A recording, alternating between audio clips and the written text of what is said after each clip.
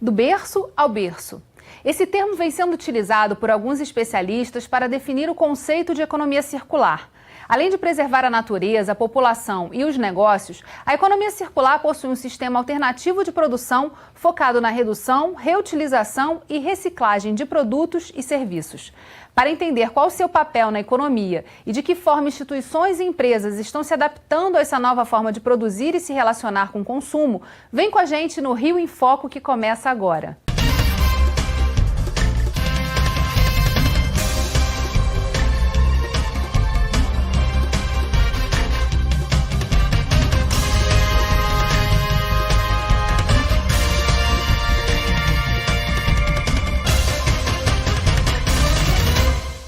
O Rio em Foco recebe a especialista em meio ambiente da Federação das Indústrias do Estado do Rio, Firjan, Carolina Zoccoli, e o professor e pesquisador Vladimir Mota. A economia circular envolve diversas etapas, desde a sua produção até o consumo final. Dentre elas estão o design do produto e os tipos de serviços ofertados, que eliminam o descarte de resíduos e aumentam o tempo de vida deles na natureza.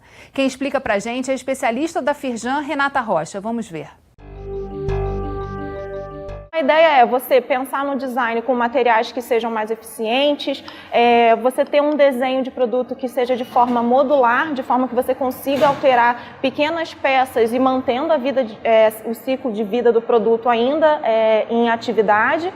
E pensar dessa forma, por exemplo, você ter também questão de não só vender um produto, mas você ofertar um serviço. Então a gente usou como exemplo muita questão da luz, você não precisa da luz, você precisa da iluminação. Então pode ser também uma ideia de você alterar o seu modelo de negócio, pensando em disponibilizar, prestar aquele serviço no caso do exemplo, da iluminação. Então essas são algumas etapas que a gente pode fazer antes de só pensar na reciclagem. A economia circular coloca a sustentabilidade no centro da discussão da produção também dos produtos de uma maneira geral. Quais são as mudanças que estão acontecendo no mundo que geram esse espaço para discussão e revisão da produção dos produtos? Tem uma coisa interessante da gente perceber, que é uma mudança bem recente do comportamento do consumidor. A gente já vem falando de economia circular há algum tempo, há alguns anos. E quando a gente começou a trabalhar nesse tema, era uma coisa muito nova, muito diferente. As pessoas não entendiam muito bem aonde elas estavam encaixadas dentro desse modelo. Hoje o consumidor já se reconhece dentro desse modelo e ele já percebe que ele é uma ponta, um ator importante para fazer essa matéria, esse produto continuar circulando na sociedade. Então a demanda do consumidor, eu acho que é uma resposta para a sua pergunta, A percepção da importância desse tema pelo consumidor é que vem fazendo com que cada vez mais empresas, mais empreendedores estejam querendo mergulhar nesse assunto. E como é que isso volta para a indústria, na verdade na demanda, de baixo para cima, para pensar e repensar o processo produtivo? Olha só, tem várias maneiras disso voltar para a indústria. Quando a gente fala de indústria, a gente tem um rol imenso de tipos de produção e de produtos ofertados. Vamos falar do produto final, aquele que vai de fato parar na mão do consumidor, um móvel, um eletroeletrônico, um brinquedo. Hoje o produtor ele já está muito atento à resposta que esse consumidor está pedindo dele. Então, se esse consumidor ele quer comprar um móvel, mas ele quer entender qual a durabilidade daquele móvel, o que ele vai fazer com aquele móvel quando ele não estiver mais interessado naquele móvel, existe alguma possibilidade de refazer esse móvel, de reformar esse eletroeletrônico? O que eu faço se eu quiser passar esse eletroeletrônico para frente? Esses questionamentos já estão permeando a cabeça do consumidor. E aí a indústria tem que estar atenta a isso, porque ela tem que entender como que a marca vai se posicionar diante dessas questões. E aí começam as mudanças necessárias. Que é um pouco o que a Renata falou da questão da iluminação, Quer dizer, as empresas, a indústria que produz lâmpadas, entendendo que, na verdade, ela pode ofertar o serviço de iluminação e não necessariamente só vender as lâmpadas, que isso teria um fim. Sim, a gente tem até outros exemplos, Pneus, a Michelin fazendo isso com frotas de caminhões, fazendo só, na verdade, alugando, fornecendo pneu, tem turbinas, empresas que fabricam turbinas fornecendo. Então é uma tendência, acho que uma realidade nova que a gente começa a ter que enxergar ela como realmente, até trazendo para uma ideia de modelos de negócios mesmo, novos modelos de negócios que vão incorporar né, o que a gente está chamando de servitização, né, então a gente está trazendo o que era uma venda de produto para uma prestação de serviços, que com isso a gente vai estar conseguindo fazer esse descolamento entre consumo de recursos naturais, geração de impactos ambientais, né, e mantendo um crescimento econômico.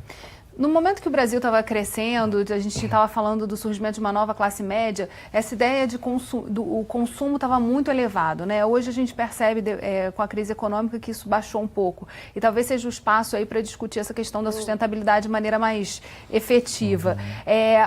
Na visão dos senhores, de vocês dois, o Brasil tem um papel importante também nessa questão da sustentabilidade da economia circular? Ele pode se tornar um ator importante nessa discussão? Acho que o mercado consumidor brasileiro ele não pode nunca ser desconsiderado, né? O Brasil é um país extremamente relevante, ele está sempre, quando se traz à tona as discussões ambientais, o Brasil ele é sempre ouvido por conta das suas dimensões, por conta da sua diferenciação cultural mesmo, né, da variedade cultural que a gente tem aqui.